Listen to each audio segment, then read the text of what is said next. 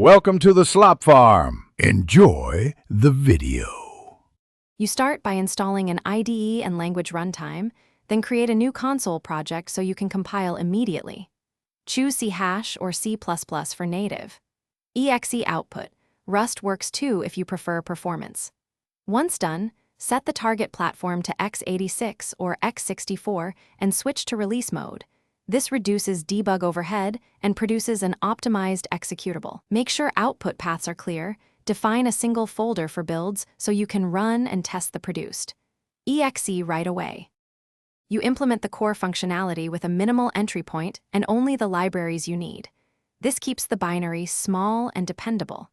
Once implemented, compile with optimization flags and strip symbols to reduce size, and set the linker subsystem to console or Windows depending on UI needs.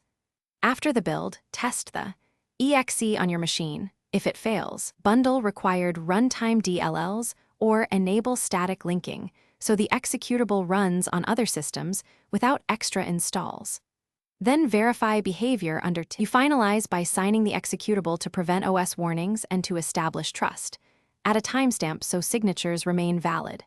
Next, create a simple installer or zip package that includes the exe, readme, license, and any required runtimes. Make sure permissions are correct and test install on a clean system. If the program fails to run, first check dependency issues with a tool like Dependency Walker, confirm you built for the correct platform, and ensure runtime libraries are present. That single check resolves most problems. Thanks for watching. Consider subscribing if we helped you today.